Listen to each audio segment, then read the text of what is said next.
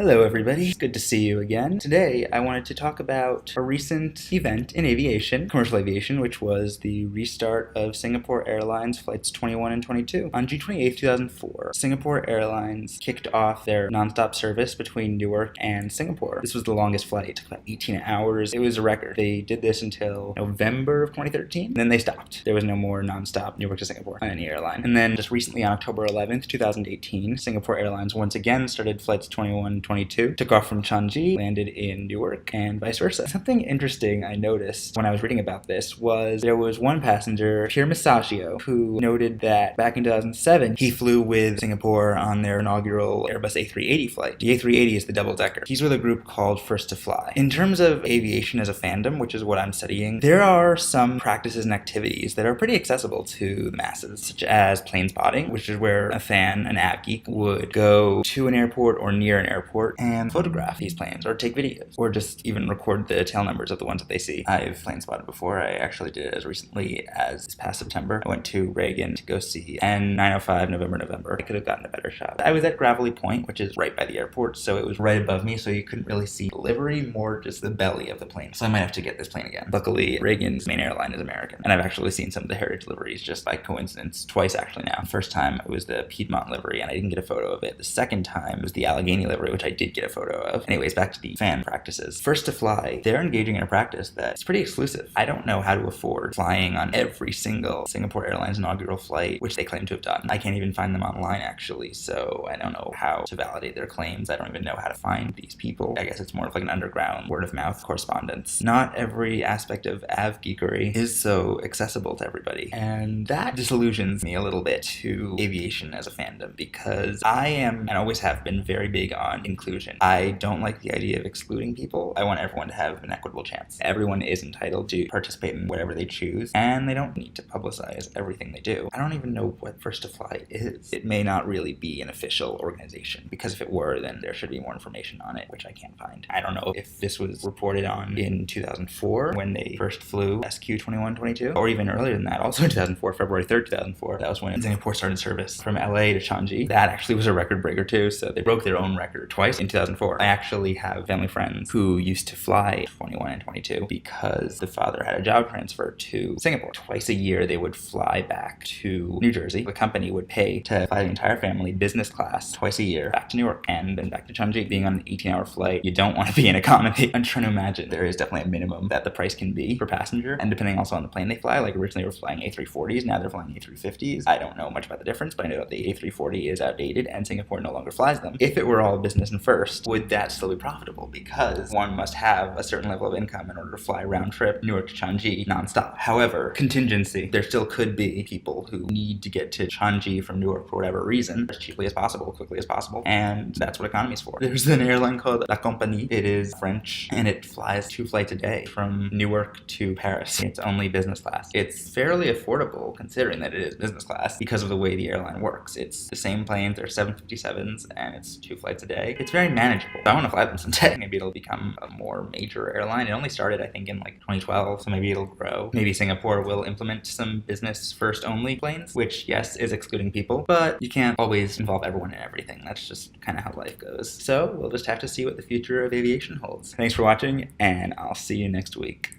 Bye!